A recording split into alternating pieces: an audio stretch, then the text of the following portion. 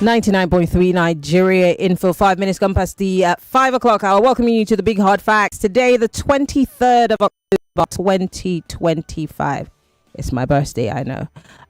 Today, we're going to be talking about, I like that my guest has an organization that's called Rethinking Cities. And it's something that I have, been thinking about over the years, that why do we have one city states, for every state across the federation, we just have one city. So if you're not in Lagos, then you're missing out of everything.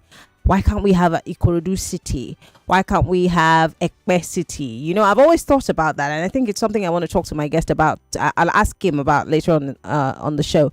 But most importantly, I want to take you to a place in Jakande, here in Lekki, that's called an art and craft center. So it's a place where people who visit Lagos, most importantly, go to.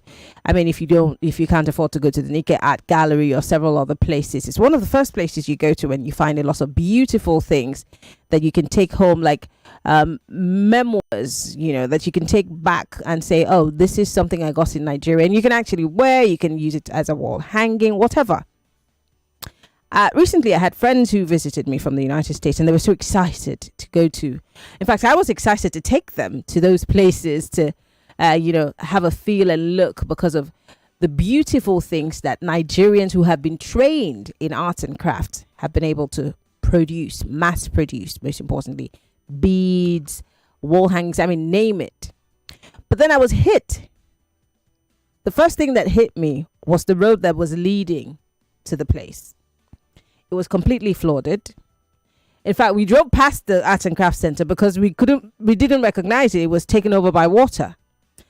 Also, while I was driving through the road, and I'm going to play the clips. By the way, we're live on facebook.com/Nigeria Info FM. We're also live on YouTube, Nigeria Info FM.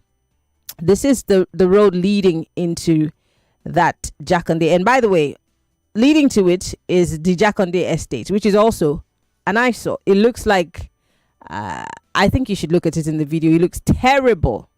By the way, people still live in those houses, but they look really dilapidated and terrible. And I thought to myself, this is a place where, and by the time I got there, I saw Asians, I saw Caucasians, I saw people who obviously were not Nigerians trying to maneuver their way into this art and craft market, but it was totally flooded. The road leading to the place was totally dilapidated. The houses on the street dilapidated, and this is a place where people were going to spend money. As far as I'm concerned, this is a place where you'd consider a face for Lagos State art and craft. What you're seeing on screen right now is the entrance of the art and craft market, looking really flooded. And this is the day that it wasn't even raining. There was no rain. It was just another day. But because it had been raining days before then, the place was overtaken by water. You could see a white guy almost falling into the dirty water there. And it got me thinking, how are we not taking into consideration these places that are supposed to show Lagos in all of its glory? And that's why my guest is joining me today. I know he's had a very busy week. Last week we were supposed to have him. Unfortunately, we couldn't. But this week we were able to get him to join us on the show. I want to introduce him properly before we get into the conversation this evening. His name is Deji Akinpelu. He's the founder, Rethinking Cities. Deji, so good to have you join us. I wish that you could see those videos, but I would send them to you later. And I'm sure you have an idea of where I'm talking about, somewhere here in Jakande. The Art and Craft Center. It's a shadow of itself. And I like that when you were recommended to me, I like that you are somebody who is looking beyond what we have today and rethinking how we can better the loss of our cities. Why do you think that? And I'm not using Lagos because I want to make Lagos look bad. I'm sure that this is the case all over the country, but Lagos is where we're all situated. So let's use Lagos as, the stepping stone. So why do you think that we have totally forgotten places like this? Because you and I, I'm sure, we've traveled to Barbados, we've gone to Seychelles, all the beautiful places, even England that we all go to, and the US. The places we visit as historical sites or tourist sites are preserved. Why don't we do same? in Nigeria? Yeah, it's a very interesting topic that you have brought up. I hope I'm clear. Can Yes, you you hear are me? very clear. It's a very interesting topic that you have brought up. And of course, I've seen this, even not just in Lagos, outside the city of Lagos. I remember there was a time in one of these states. I have a picture of one particular site that there are historical claims that part of Nigeria's important meetings towards Nigeria's amalgamation actually held on that site, and it was in total disarray. And in Lagos, for instance, we still remember the Oloja that was also pulled down several years ago, which should have been a national monument that should have been preserved. Um, and talking about maybe elsewhere in other parts of the world, last year I spent 2 months in Brazil. And it is interesting that when I look at what people go to look at in Brazil, particularly in the city of Bahia, uh, it's even 80%. The basis of the story of the tourist sites is basically talking about the Yoruba culture and Yoruba practices, our clothes, our dressing. Before you go to any little site, you hear Oshun, every exhibition and everything that has to do with Brazil. Pretty much has its heritage, particularly in the city of Bahia, has a whole lot to do with Yoruba culture, Benin Republic, Angola, etc. And they've deliberately preserved these areas. There is nothing so fanciful like it's. I've been to Dubai before. I've been to Brazil. I think they're just two different concepts, and both cities attract their visitors across the world. But I think a city like Lagos has kind of decided and is rather pursuing, okay, what I'll rather say, okay, we want to be the next Dubai of Africa, whereby probably our goal and aims will be to develop bigger skyscrapers, something that is shiny and cool. It seems to be our But even approach. Dubai has its Well, own historic places that are preserved. I've gone to the Dubai Museum and it's very alive and yeah, well. I mean, yeah. Yeah, so that is where we are missing it. And then we are not really, really thinking. So take, for instance, I was still telling people about, okay, look at Lagos now, in terms of beaches. All our beaches have now been commercialized. All the businesses that growing up, my late father, who I'm going to be burying in some few days, oh, the height of part of our young days growing up was, let us go to the Lagos Bar Beach. But now environmental issues have happened.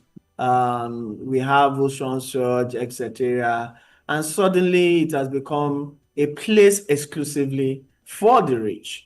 And along that coastal lines, you have more and more beach housing rising up and increasing. And people begin to ask, okay, where can the common person actually go and find a beach to enjoy? I mean, as big as like Brazil is in terms of tourism, there's still 1,001 free beaches that you can just walk into. yes. So our approach to our city development is very, very, pretty much very flawed.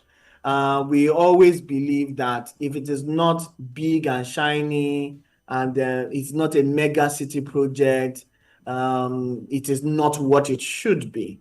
Some of your foreign guests who come into the country, basically, they want to feel the locality. They want to feel the culture in its raw form and in its raw state. So now we are approaching December and Dirty December is all over the place. Everybody is shouting Dirty December. And you begin to think about it. What exactly are people even calling the Dirty December stuff?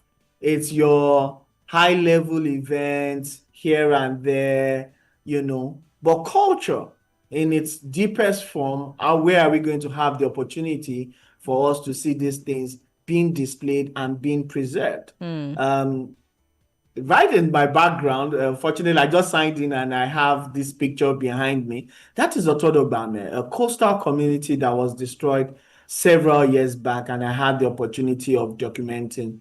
And if you can see the ruins on that water, a Yeah. fishing community that had been in existence for several years, made to disappear, it begins to question, and you begin to look at the contrast of there's something, the contrast of capitalism, something I'd written about how cities are, and capitalism is coming in and the city is developing. And we almost saw that kind of contrast of recent. If you are aware, there's this housing development that started around Makoko, very close to the Third Mainland Bridge.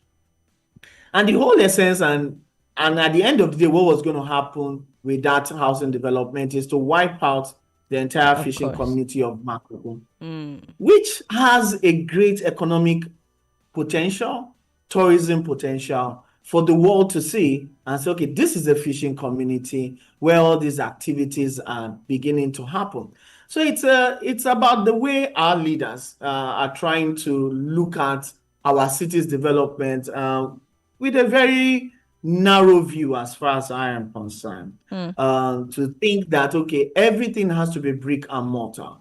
And when you do this, you lose your identity. That's why somebody, like you said, it's not that we are hitting on Lagos, but we're just using Lagos as an example. And when all these things happen, that's when you begin to question the city and asking yourself, who is a Lagosian? What is Lagos? You understand? Because you've wiped out a whole lot of history and storytelling and identity. Yeah, maybe I'll just stop there for now. Yeah, I mean, you're literally hitting all the high notes for me because, for example, like what you told me about, I remember when I lived in Port Harcourt, I and a couple of friends just decided that we're going to go on a road trip to Akwa Ibom. And we stopped somewhere in Ikotabasi to see the Lord Lugard residence. It was in ruins, by the way. Yes. That's the one you were talking about, yes? I think so. That's the same one, yeah. In Ikotabasi. It was in ruins. I still have photos, of me in front of his office. Everything was in ruins.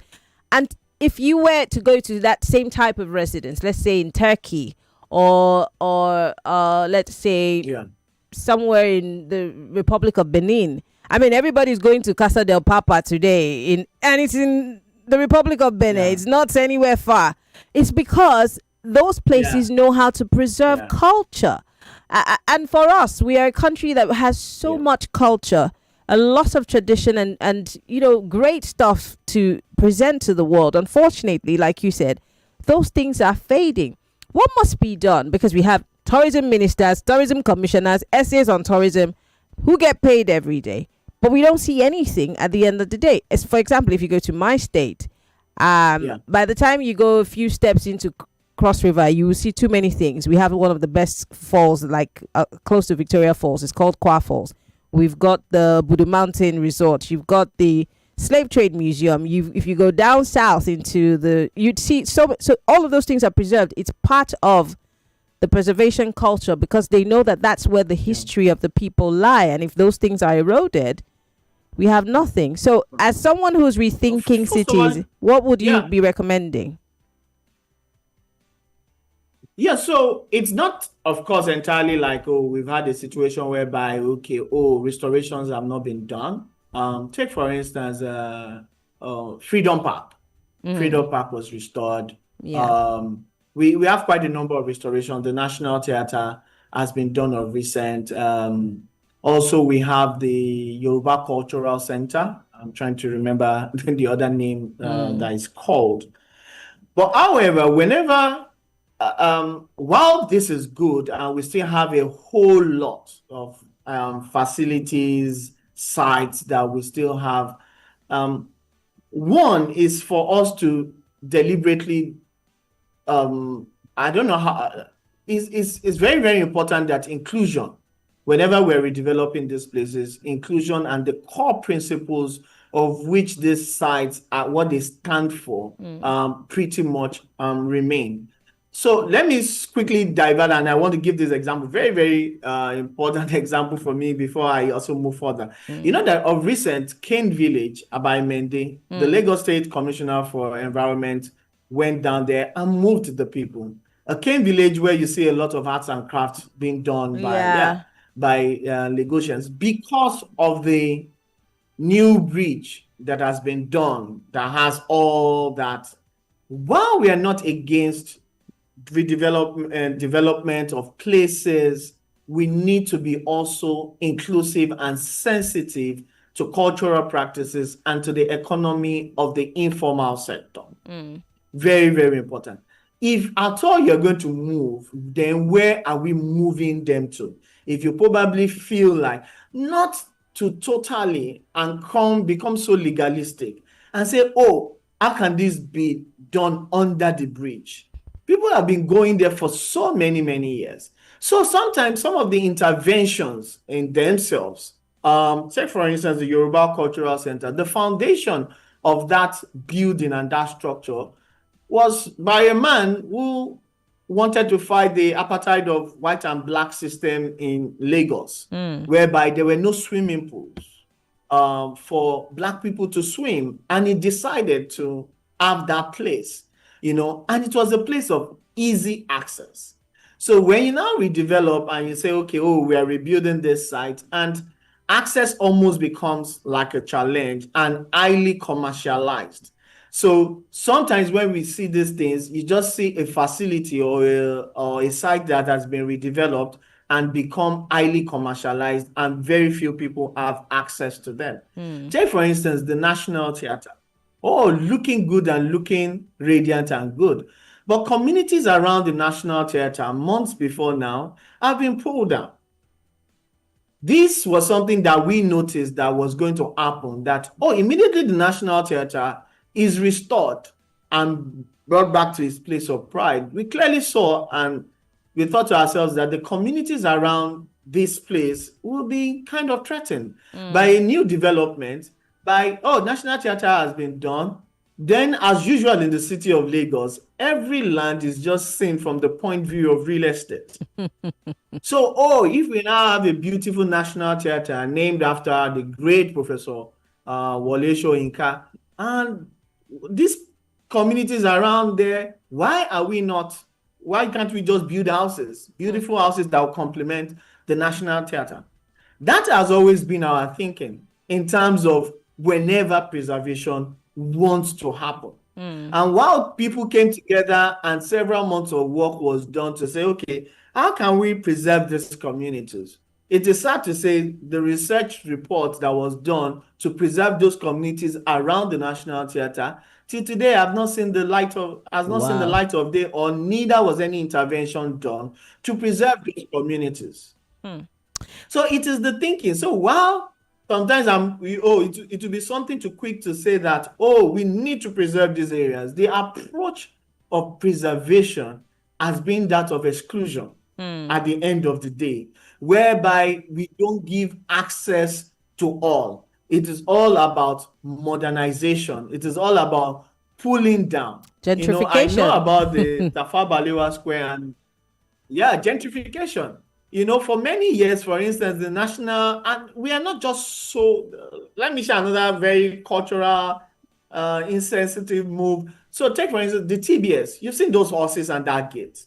That some group of people have fought for so many years for preservation of that masterpiece of some sort, of great importance. To say, no, we cannot pull down this gate, the TBS gate. We have to, do you know what? We have to preserve it and tell stories about it. We don't know how to tell our stories. What we are trying to do is that we are very excited and we want to tell similar stories like the Americans would tell it, or the British, or whatever. That is why there's so much excitement about the electronic boat race water thing that happened. Hold that thought. We're going to go on a quick break. When we come back, let's talk about telling our own stories. Deji is joining us live via Zoom. We'll be right back. This is Hard Facts, 99.3 Nigeria Info.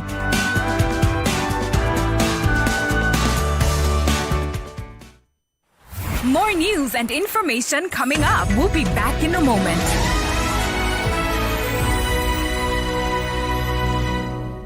Happy birthday, Ogami! Now, wow. Oga, 73 years no dey show for your eyes, oh. You see, they look your phone with ordinary eyes, and it still dey sharp, all dey shine on top. My pikin, sense no be so. Na Visionaries eye supplement na I dey drink every day. Visionaries eye supplement. One sharp eyes no be by age. Visionaries eye supplement is made from natural ingredients and contains essential vitamins plus omega-3. Visionaries eye supplement is a product of Vitabiotics UK. Visionaries, let your eyes speak. Omo, you dey find where you fit bet sharply and cash out anytime? iLotBet dey here. From iLotBet, football, dey. withdrawal, odds wey dey burst brain, 100 million casino jackpot, choke. Omo, your life fit change with iLotBet o. Bonus boku when you sign up. And iLotBet iBot AI dey to help you for predictions matter 247. No dolo. Sharply download the iLotBet app now or visit www.ilotbet.com. If you snooze, you lose. I play, I win. iLotBet. For 18 years and above, play responsibly. Little body, big moves. Little brain, big learning. Your little child is eager to do big things. Every sachet of Cerelac Junior comes with the nutrition they need: natural grains, protein, and iron to support their physical growth, learning, and development. So you can fully enjoy your little one's big moments of growth. Africa is all connected. With Turkish Airlines FlyFest, fly to Europe, to America, and to Istanbul at special prices. Book your ticket until December 15th for flights between September 15th and December 15th. For details, please visit turkishairlines.com. Turkish Airlines. Bro, have you heard? What? The Fanta and Sprite are now available in 60cl plastic bottles. And it's for the same price. 500 naira. Omo, bring me 2 bottles. 1 Fanta for me, 1 Sprite for my friend. 60cl plastic bottle, right? You heard right. Fanta and Sprite are now available in 60cl plastic bottles for the same price of 500 naira. That's 20% more Fanta and Sprite for free. Grab the new 60cl bottle today. Enjoy extra refreshment. Stay fresh, stay dry with Nivea Dry. No bad smell, it protect from sweat.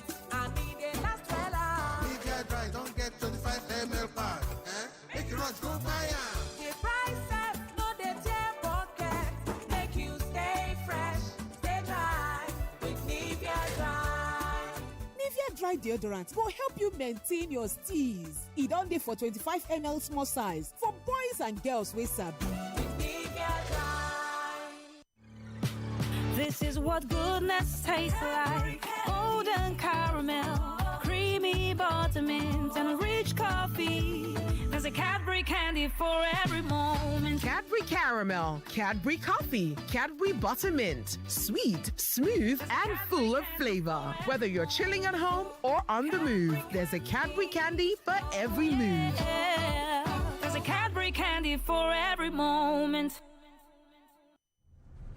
As we mark another client service week, Cool FM, Wazobia FM, Nigeria Info, Kids FM, and Ariwa Radio want to thank and appreciate our reputable clients for your continuous patronage to our brands. Ola Foods, United Bank of Africa, Leadway Assurance, ARM, Zenith Bank, MasterCard, LifeScore Bet, Bet Niger, Sosa Drink, Hero Hunter, Pocari Sweat, Bet Power, Pepsi, Supreme Noodles, Avon HMO, Lafarge, Access Bank, Sweet Nutrition Limited, PZ Cousin, Secno, Xiaomi, and many more. We assure you that our outstanding and timely service delivery will always be our priority as we offer more to serve you better. Guess what, Nigeria? The Kellogg Superstar Quiz Show is back with season 4. Get ready to watch young superstars from schools across Nigeria battle it out in the ultimate contest of knowledge, speed, and fun. Catch all the excitement from 12th October on Z World, DSTV channel 166, and GoTV channel 30 every Saturday and Sunday at 10 a.m. sharp. It's going to be a thrilling journey of learning, laughter, and superstar moments, and you don't want to miss it. Superstar Quiz Show. Hey, Omo, see package. This is what I call full house. Yes, sir. That's me. I full. Huh? Who's talking about you? I'm talking about this Peak Yogurt Drink Full House Pack in your hand. The Peak Yogurt Drink 1 liter Full House Pack with more refreshment contains fresh cow milk. Share and enjoy full house goodness filled with essential vitamins and minerals. Peak. Reach for your peak. It's the choices you make that set you apart from being good to being great. My choice? Nivea Men Deep Body Lotion with Max Tech, powered by Black Carbon. Gives you both dark wood fragrance and 48-hour moisture. And my other top choice for all-day freshness, Nivea Men Deep Roll-On for 72-hour protection and fragrance with Max Tech, powered by Black Carbon. Skin is for playing it smart. Nivea is for skin. Welcome to 99.3 Nigeria Info. ASU for the billionth time is on strike. The constitution, we need to revisit it. The power is much on one man. What are we going to do in our name? My question about these defections is whose purpose or interest? These people are de-educating Nigeria. They are paying so much attention to themselves, not to national issues. The position splits of an whole shift plan. They have come. Nigeria seems to be one of the worst countries where you have leadership. The day Atiku said, Peter Obi, I support you. That is the day election will end. No state governor threatening to send any of them that failed to wear a Shiwaju cap. Biggest problem we have in Nigeria, it is the judiciary and If you don't support the person, don't vote for him. Every voice comes alive. Stay logged. 99.3 Nigeria Info. Let's talk.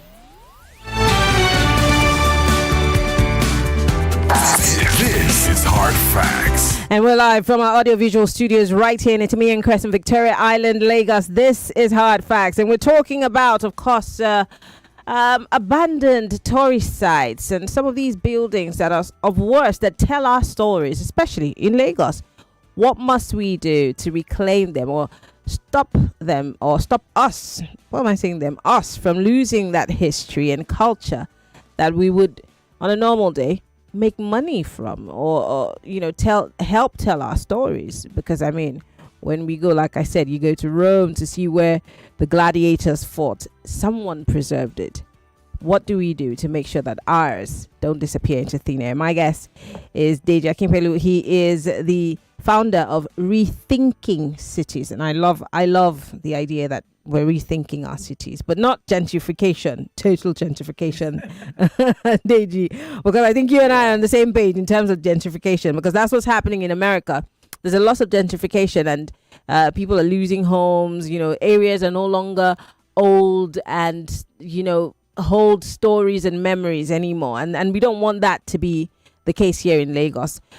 So how do we tell our stories? I mean, when I was a kid, my grandparents would tell us stories about places and things. And actually, when you go to those places, you can actually imagine those stories that you were told about those places. For example, when I was in secondary school, I read a book. I'm going to say something in my language that sounds like Chinese. Mutanda Yom Namundo is a book saying Mutanda looking for Namundo. And where the story is set is in that same place that's called Kwa Falls. And when you go to Kwa Falls, you imagine that story. You imagine all of the things that were said in the storybook, which is a beautiful thing. So you were telling us before we went on the break that we need to be able to preserve our culture, also be inclusive of all of these people. Now, as we speak, so many, I don't have to advocate for bachas really, but we have so many of these bachas around, and Lagos State government is trying to see how they can get rid of these bachas. But then what are the alternatives? Is there low-cost housing in Lagos? Can people access it? Also, cases where I think somebody called me 2 days ago and said a particular place in Surulere that is highly populated, the government is giving them time to evacuate because they want to build a a cemetery. Yeah. So in cases like that, what do you do? What kind of advocacy needs to be carried out for government to see things through our prism?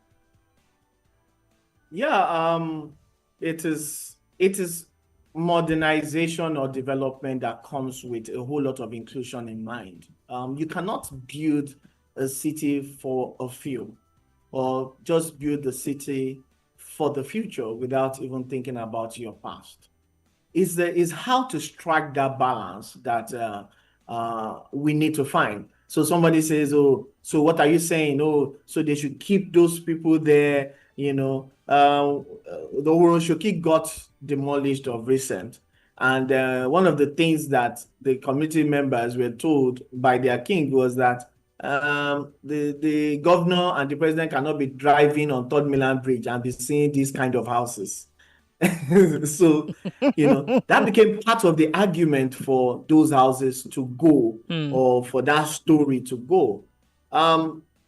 It is, first of all, your own mindset to think that, okay, people cannot have structures built on water. It is possible. It has been done before. There was the Makoko Floating School, although it was decommissioned, but some architects came together and they built a floating school, for instance. It's, first of all, our own mindset to see, sometimes when we think of things that are indigenous to us, we think about them as inferior. That's part of our problem, because you look at it and say, okay, hey, this is what it is, and this is how we do our things. You are not thinking of, okay, what are the elements of modernization that I can bring to this? How can technology help me further strengthen this? By the way, some of these things I was looking at some architecture from Europe, and they were talking about mud houses and how, hey, there's a resort in Lagos that has all the houses built with mud because it's even environmentally friendly. Exactly. And it comes with a whole lot of opportunity. But the way we have our government is like, okay, hey, are you now trying to tell me, okay, I should go and build mud houses? We have a whole lot of vexation with them with mega city projects. Mega projects doesn't necessarily translate to development. If care is not taken, you're just going backwards. You had mentioned something around, take for instance, you had mentioned something around housing, and look at the Federal Housing Secretariat. It's pretty much a very large, massive historical monument that has been abandoned. And the initial strategy was for it. This is a public building that serves as a symbol of service, a federal secretariat that was built, way back then. And the question we should be asking ourselves is that how can this remain as something that represents the people, that represents the story of the nation, civil service, giving back to the nation and all of that? Why would somebody think in their mind that the best thing that should be done to that kind of structure is luxury housing development? Another massive towers, we have this, the way we give them these fantastic names, Victorian, Kenekon, something, Queens Foreshore, you understand? And we have these lovely names, you understand? And, it will be totally wrong. That building should remain for public service in whatever shape or form, whether it's as building institutions, schools, hospital, or, public housing that caters to a group of people who don't ordinarily have access. The city is closing up. Of course, historically, Lagos has always been, and maybe our leaders don't know this, has always been on the tangent of a divide right from the era of colonialism. When the Europeans came and had this mentality and said, okay, we will live in this area. That was where European reserved areas, where you had the concept of GRAs develop. And we've moved on till now to say, okay, we will continue to build this system. And that has resulted in what we now have as gated estates. You understand? So everybody just lock up themselves. A group of people with a certain level of income just lock up themselves in one place. And the city is becoming closed up. And that is not the kind of people that we have. You understand? So there's a major decolonialization that has to go on in the minds of our leaders. It is a colonial mentality that you just think that, okay, we are just going to build this thing and we are just going to do this thing. Everything that relates to us culturally, originally, is inferior. What is so mighty and what is so great is what is foreign. I think that I mean, you've said it all. Maybe we need to start decolonializing our mindsets about what is ours, because as you've said, it looks like we've been conditioned to look down on ours, and look at others' cultures or whatever they present to us as better than what we have. And so maybe we need to. But what are you doing as the founder of Rethinking Cities to change those mindsets? What steps have you taken before I open up the phone lines? Yeah, for us as a group is, first of all, we massively engage in a whole lot of culture. We do a whole lot of documentaries in terms of unearthing our cultural values and what we stand for. We've done 2 documentaries in collaboration with the University of Lagos, for instance, about what Lagos stands for. There are 2 documentaries about Lagos, who is a Lagosian, and the dynamics of land and power in the city of Lagos. There's a whole lot of education that needs to go on. We recently had some event around, which is centered, which we call, we brought together film materials, and we made people to come to discuss. There are quite a lot of materials out there that needs to help us to liberate people and understand. Take, for instance, the history of a city like Lagos and its uniqueness and what a whole lot of things stand for. Lagos, for instance, in its naming, speaks a lot to its history. You don't just hear places called Magodo for just the reason of being called Magodo, or you hear places called Ebute Metta and co. There are reasons. And you see sometimes, and some people go on the tangent of just renaming things and just changing things that have strong historical ties. Even to the traditional people who are traditional worshippers. I'm a Christian, but I'm aware that there are traditional worshippers in the city of Lagos. And you have seen places of worship of this group of people being destroyed for development.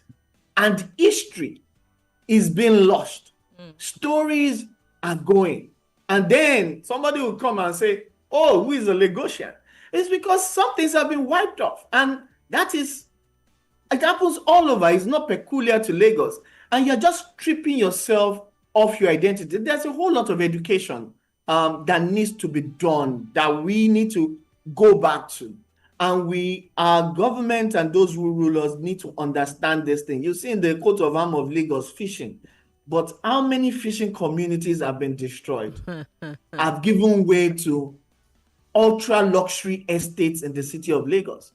By the way, you're killing the culture and you're also killing the environment. Now, Lagos State government has now realized that a whole lot of land reclamation and dredging that is going on is affecting the 3 major bridges. Third Mainland Bridge, Carter Bridge and co. Now, suddenly the government has to wake up and say, hey, you have to stop all this dredging, and that's been going on. I mean, just this year, that development very close to Makoko started happening. And people's livelihood, cultural practices is being wiped off.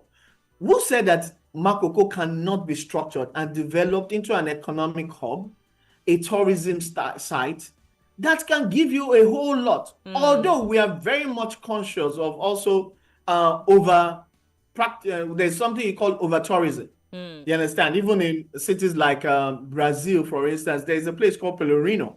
Pelourinho is where the slaves were beaten, and original settlers have actually been moved away because a whole lot of tourism has pretty much come into the space. So yes, even when we advocate for these things, sometimes it also has its effect. But you've been able to strike its balance and be able to regulate the operations, when we mention these things. So that's where we really need to begin to have our focus and have our mind renewed towards.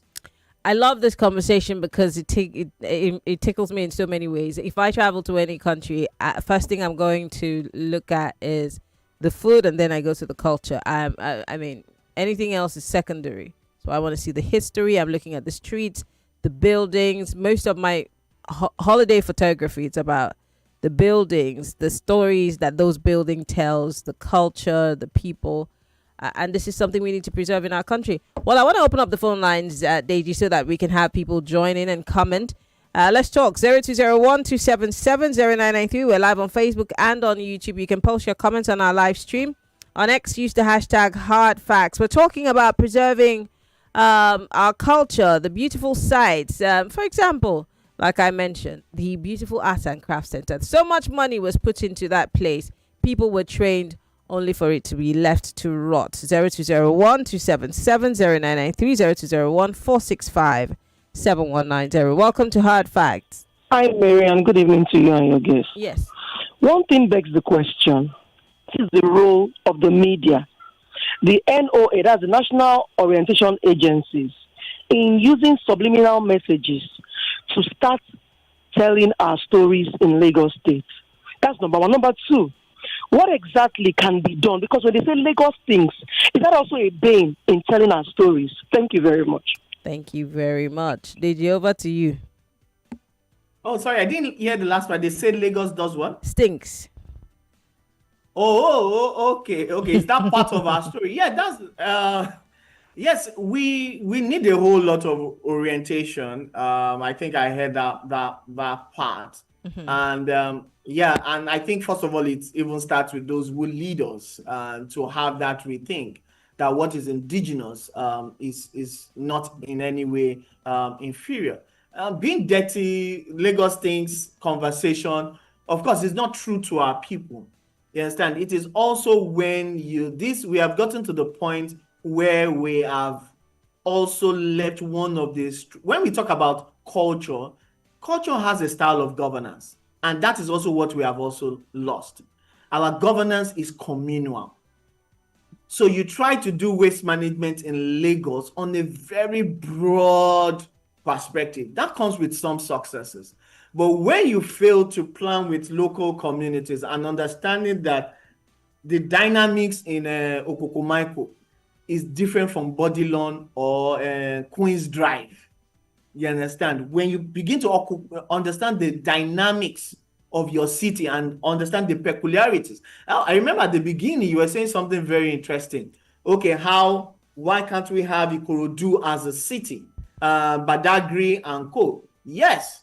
That is what it's supposed to be. Lagos, in its division, when you say the village structure that we have, is that you take advantage of everybody's economic strength, plan locally with different parts of the city of Lagos, and you do that with the people. City hygiene, environmental cleanliness, it should be done locally. Design of cultural programs and engagement should be done locally. It is interesting. Well, I saw the Commissioner for Environment Lagos State meeting with local government chairmen, local government officials just yesterday to discuss waste management in Lagos. And I said, that is something that we've always advocated for and long overdue. We fail in our understanding of how we govern locally. You have to bring the program down to the people, develop something with the people, and execute. That is the way we are culturally. All right, let's take a few more calls. Hello, welcome to Hard Facts. Good evening, Miriam. Good evening. My name is Ambus. I greet your guest. Go ahead.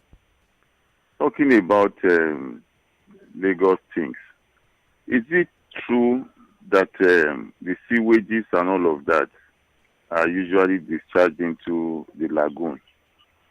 And if it is true, why are they not converting it into energy? Because I hear that these things can be converted into energy. These are the things that I expect technology to do for us so that we can have more light, more energy, and then we will live better. So why is everything, for example, now I hear that the Olusosun job site is already full, and they are looking for alternatives. And these are places that can be used to generate energy for power supply. So my question now is, if it is true that all of these sewages are discharged into the lagoon, why don't they convert all of these things? All right. Lagos still have enough money Thank for all you, of this. Ambrose. Thank you very much for your question. Deji. Interesting. Yes, he was about to say something. He actually said Lagos has a lot of money. So all of these things and all of all of these ideas in terms of, okay, it's interesting how this conversation is now tending towards waste management. I never thought that it would even lead here. But it just speaks to what is burning in the hearts of the people and the way they see the city. So it will always, when you engage with government, and what you always hear is, oh, it takes a whole lot. The XYZ billions to restore, to provide water in the city of Lagos, XYZ billions to provide, to clean up the city. The infrastructure, the necessary waste infrastructure in Lagos is not there.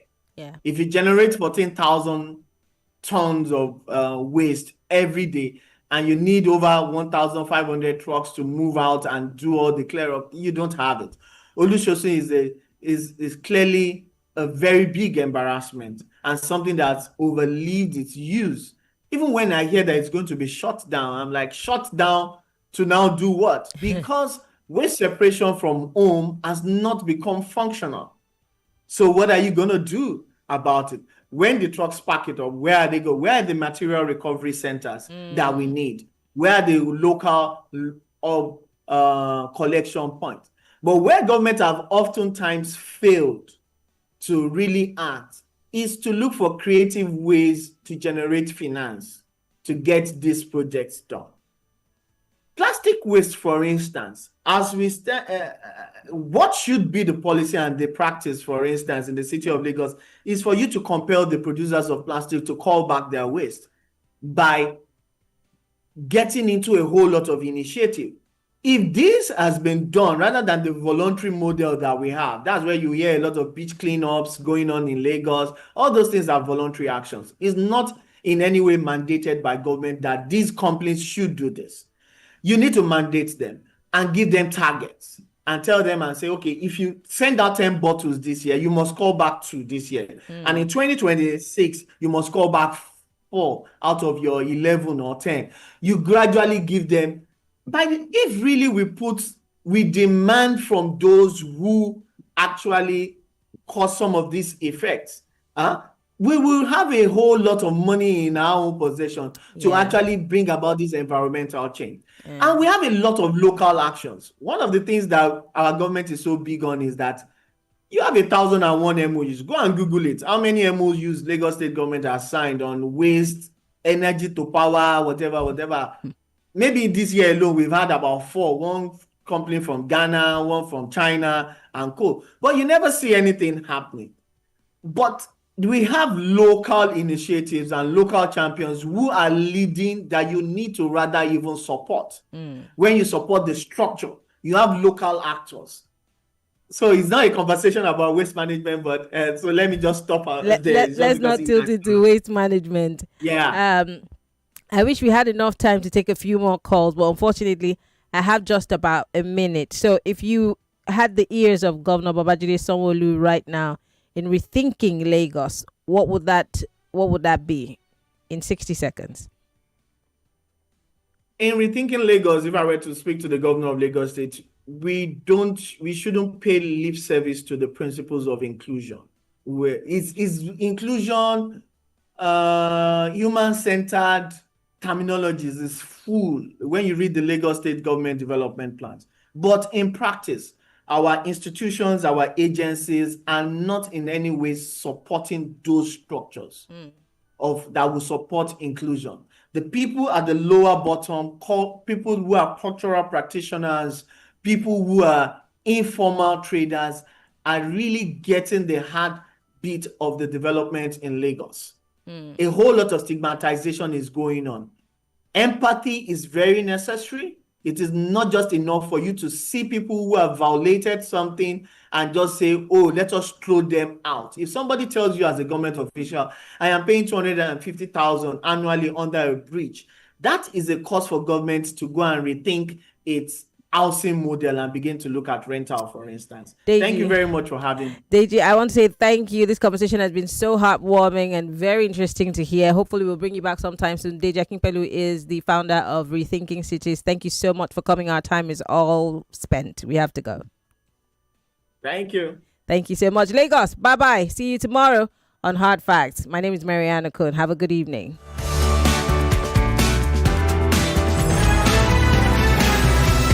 Talk, news, and sports after this. The energy from breakfast doesn't last my child the whole day. By halftime, your champ will be low on energy. That's why break time is the right time to refuel with the nourishing Milo drink. Keep your champ in the game with a Milo drink in their lunchbox. It's made from the goodness of malt, milk, cocoa, and contains iron and calcium. Milo drink has a great taste your champs will love and a nourishing energy to help them make the most of every day. Milo, energy to go further. Milo! Little body, big moves. Little brain, big learning. Your little child is eager to do big things. Every sachet of Cerelac Junior comes with the nutrition they need: natural grains, protein, and iron to support their physical growth, learning, and development. So you can fully enjoy your little one's big moments of growth. Who's got it cheaper? Because how else do you explain these prices? Royster potato chips in sour cream and onion, hot and spicy and original. Now 2,700 naira at Boku. Others now 3,300 naira. 75cl aqua clear water, 130 naira only. Inside market, 200 naira. Go Vita sachet unko, 150 naira only. Outside unko, 250 naira. Oya, rush check Boku for better prices. If Boku abi no Boku. What does it really mean? 99.3 Nigeria Info. We are more than just radio. Subscribe to our YouTube channel at Nigeria Info FM. Check us out on Facebook at Nigeria Info 99.3. Follow us on Twitter at Nigeria Info FM and on Instagram at Nigeria Info FM Lagos for live updates as it happens. 99.3 Nigeria Info. Let's talk.